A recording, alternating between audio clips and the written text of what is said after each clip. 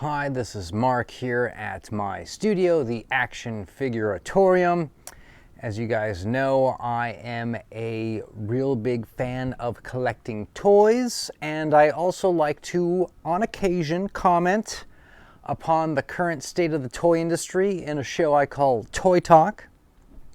And this particular one, we're going to be going back to Haslab, a subject that I've made videos on for about 4 videos now, and each time I make one, I say this is going to be the last video I make on Haslab, but that's not true. So stick around to just kind of find out what I'm going to be talking about today on these guys.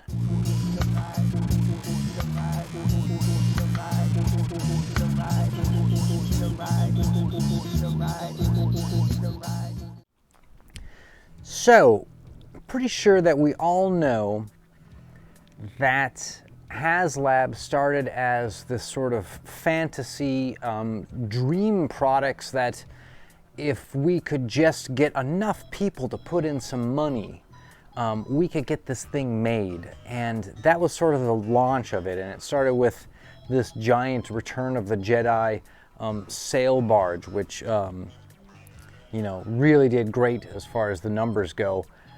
And then from there, when that was successful, they just had a avalanche of these things. And they're, for the most part, just kind of giant robots. Like they did a giant Unicron robot, and they did a giant Sentinel robot, and then they did a giant Galactus, which, to be honest, you know, robot, to be honest. And it seemed like they were kind of doing a lot of that when suddenly they did this kind of a double launch where they had a G.I. Joe product. It was a jet, and it was going at the same time as the Star Wars project for this this Rancor creature in some scale that was, you know, something people were looking forward to, one of those things. So they did these both at the same time, and the G.I. Joe jet did really well. It was called, I think it was called the Striker. And the Rancor did not fund. It kind of failed. And people complained about the Rancor not having very good perks, meaning you buy into these different tiers, keep buying and you get, you know, more figures included. Said it was kind of lame. And they also said it was bad timing. Now, the bad timing is kind of interesting that someone would say that, because it's true if you are someone managing Haslab, you don't want to have dead time. You know, you don't want to have like a period of there's just nothing being talked about and there's nothing being funded, and then all of a sudden you've got 3 things like they had a Ghostbusters Proton Pack, they had a Rancor, and they had that G.I. Joe thing. And the next thing that I see is similar to that, and it's this this G.I. Joe Hiss tank, right, is out kind of at the same time as this Black Series lightsaber, right? And it feels kind of like the Striker and the Rancor again, because the G.I. Joe is crushing. I mean, look at, what do we got here? What is this? 16,000 backers, too many, by the way. Just 16,000 backers at $300, and the target was 8,000, so they've doubled it.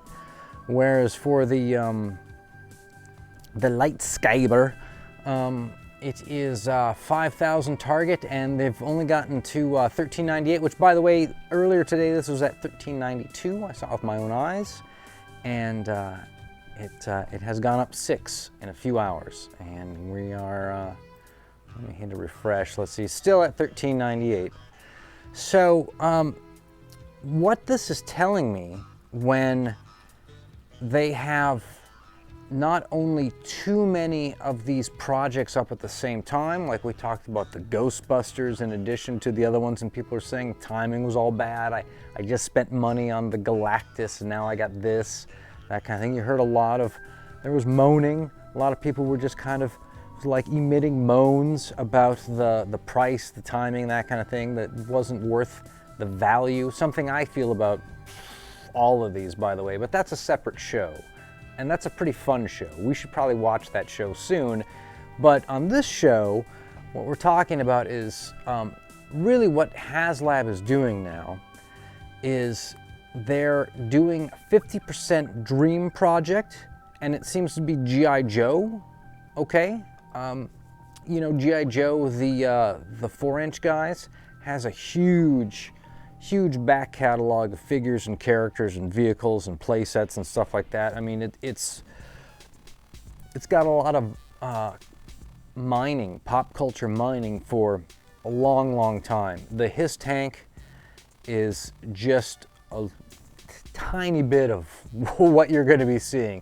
So with this thing making this kind of money, guys are looking at all the catalogs right now thinking, what's the next His tank or whatever. You know, it's gonna be stupid. So so that is like a dream project, right? Because I don't think there's any G.I. Joe. I mean, the classified series is out, but there's no you know, there's no movie or anything or something going on for it to promote. However, with the Star Wars stuff, there is. So with the Rancor, it came sort of right before this Book of Boba Fett, where Boba Fett was going back to Tatooine, and he was going to revisit all of the old haunts, and he was going to look up his old boss, or he's going to go back to the old palace, or he was going to do the old thing, and the Rancor was going to be somehow, you know, it was the nostalgia hit for the new thing that's coming up. And they had that Rancor really was just a promo. It's really not a dream project because, to be honest, nobody wanted it. It was a thing that absolutely nobody really wanted.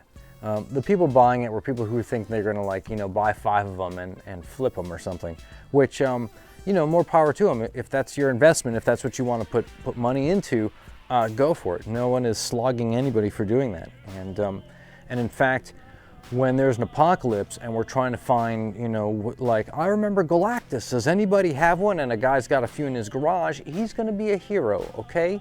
You call him a zero today, he's a hero tomorrow. So, getting back to this, clearly, this Star Wars lightsaber is in here only to promote the show Kenobi. Now, I don't know why they wouldn't, you know, have an Obi-Wan Kenobi lightsaber. The series is called Kenobi. It's supposed to, you know, be about Kenobi, but they have this lightsaber, which, by the way, is a much more interesting lightsaber than the Kenobi one. It's a double blade, and it's got this cool thing. At least, you know, it's supposed to be cool. I don't think it's cool, but other people probably think it's cool, and I'm not here to bag on what other people think cool designs are. But it's got this sort of, you know, interesting look, put it that way. It's a very sort of unique kind of thing, and it's got some cool, you know, sort of new state-of-the-art effects to it as far as lightsabers go, which I've never really cared about, but some people are into that, and I'm not here to stomp on anybody's, you know, the amount of fun that they're having. But this lightsaber here, let's see if they sold any more. $13.98, $14, they sold 2. Look, since I've been on recording, I should be going live right now. So I need to start pumping this thing. Like, come on, guys. Let's get this thing to the end. We got an hour left. What is that West Coast time? 8:40, 9 o'clock? We can do this. We can do this, guys. At $500 each, we can make this a reality. And I would probably just throw mine in the trash because I don't want to hurt anybody. Look, it's a weapon, okay? So this Reva lightsaber is clearly just here for marketing purposes. It's not supposed to fund, okay? It's not supposed to be indicative of the popularity of the character, the popularity of the show. It doesn't matter. No one is really tracking it at Haslab. No one is really hanging their hat on this. Isn't anybody's specific project that they want to see get made. This is clearly all from a marketing budget. Marketing guys paid for this. You know, you should just be, if you're a toy collector and one of these guys who follows these Haslab campaigns or other, you know, funded campaigns, you know, just you know that they've just found a new marketing channel, and it's you, right? Okay, they just found a new way to get to you by putting stuff like this, and so expect to see the next Star Wars thing promoting, just attached to whatever the next show is. Okay, take whatever movie or show is going to come out next, and that'll be the next thing on Haslab. And then there'll be one kind of dream project, you know. And this also explains why the Ghostbusters things came out when it did, because the movie was out. It was like, it doesn't make sense to release it now. They want to release it when the movie's out. Why? Because that's part of the deal with the people who give you the license who are making the movie. They want promotion. So there you go. That's it in a nutshell. These projects are designed to fail. It is a feature, right? If this is the first time you've ever been to the Action Figuratorium channel, my name is Mark, and I do toy photography. Right now I'm doing a little Madman. That's a Mike Allred character, comic book character, also known as Frank Stein. And there's a little Frankenstein duck over there, and we've got like kind of a cool sort of one of those Tesla balls going in the background, and they're having a little jam off. And this is gonna go, I've taken some pics, this is gonna go up on the old Instagrams. And so if you're a person who likes that kind of stuff, look me up on Instagram, Action Figuratorium, and follow along. I'd love to see more people out there. And I'll catch you guys on the next one.